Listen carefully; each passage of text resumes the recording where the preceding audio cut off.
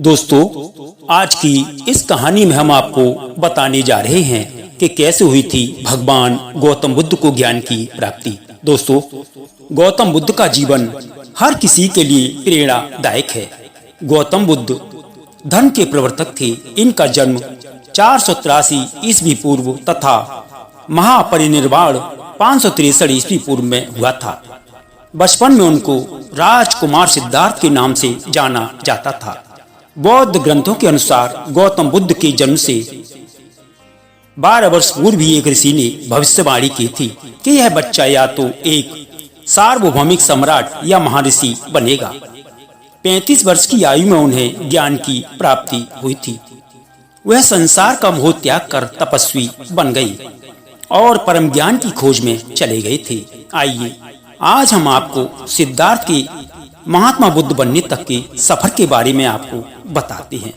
दोस्तों, बुद्ध का गोत्र गौतम था। बुद्ध का वास्तविक नाम सिद्धार्थ गौतम था। उनका जन्म शाक्यगढ़ राज्य की राजधानी कपिलवस्तु के निकट लुम्बिनी में हुआ था। बुद्ध के जन्म के 7 दिन के भीतर ही उनकी माता का देहांत हो गया था। उनका पालन पोषण उनकी मौसी गौतमी ने किया था।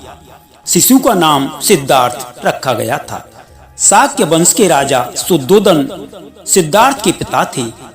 सिद्धार्थ के जन्म से पूर्व ही भविष्यवाणी से परेशान होकर उनके पिता ने उन्हें तपस्वी बनने से रोकने के लिए राजमहल की परिधि में रखा।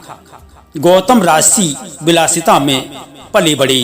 बाहरी दुनिया से आक्रांत नृत्य करने वाली लड़कियों द्वारा मनोरंजन, ब्राह्मणों द्वारा निर्देशन और तीरंदाजी, तलवारबाजी, कुश्ती, तैराकी और दौड़ में प्रशिक्षित किए गए थे। कम उम्र में ही उनका विवाह राजकुमारी यशोधरा से करा दिया गया। दोनों का एक पुत्र भी हुआ जिसका नाम राहुल था। सिद्धार्थ बचपन से ही अत्यंत करुण हृदय वाले थे। वह किसी का भी दुख नहीं देख सकते थे। इतने प्रयासों के बाद भी 21 वर्ष की आयु में उनकी अपने राज्य कपिलवस्तु की गलियों में उनकी दृष्टि 4 दृश्यों पर पड़ी। ये दृश्य थे एक वृद्ध विकलांग व्यक्ति, एक रोगी, एक पार्थिव शरीर और एक साधु। इन 4 दृश्यों को देखकर सिद्धार्थ समझ गए थे कि सबका जन्म होता है, सबको बुढ़ापा आता है और सबको बीमारी होती है और एक दिन सब मृत्यु को प्राप्त हो जाते हैं। इससे व्यथित होकर उन्होंने अपना धनवान जीवन, अपनी पत्नी, पुत्र एवं राजपाट का त्याग करते हुए साधु का जीवन अपना लिया और जन्म, बुढ़ापा, दर्द, बीमारी और मृत्यु से जुड़े सवालों की खोज में निकल पड़े।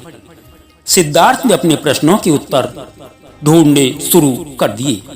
समुचित ध्यान लगा पाने के बाद भी उन्हें इन प्रश्नों के उत्तर नहीं मिल रहे थे। फिर उन्होंने तपस्या भी की, लेकिन अपने प्रश्नों के उत्तर नहीं मिले। इसके बाद कुछ और साथियों के साथ अधिक कठोर तपस्या प्रारंभ की।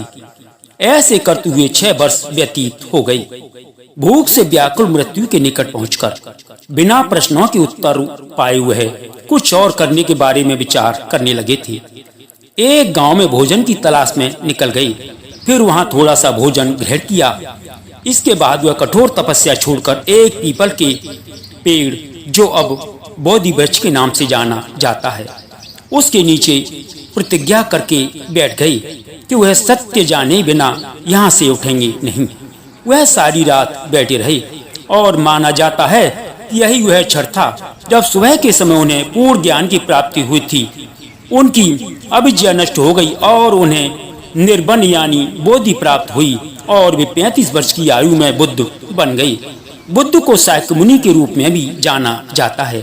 7 हफ्तों तक उन्होंने मुक्ति की स्वतंत्रता और शांति का आनंद लिया। प्रारंभ में तो वह अपने बुद्धि के बारे में दूसरों को ज्ञान नहीं देना चाहते थे। बुद्ध का मानना था कि अधिकांश लोगों को समझना बहुत मुश्किल होगा। मान्यता है कि बुद्ध को स्वयं ब्रह्मा जी ने अपने ज्ञान को लोगों तक पहुंचाने का आग्रह किया था। फिर वह इस पर सहमत हो गए। इस तरह उन्होंने अपना पहला धर्म उपदेश उत्तर प्रदेश के वाराणसी के पास सारनाथ में अपने पहले मित्रों को दिया था। दोस्तों, यह थी भगवान बुद्ध की कहानी। दोस्तों, कहानी सुनने के लिए बहुत बहुत धन्यवाद।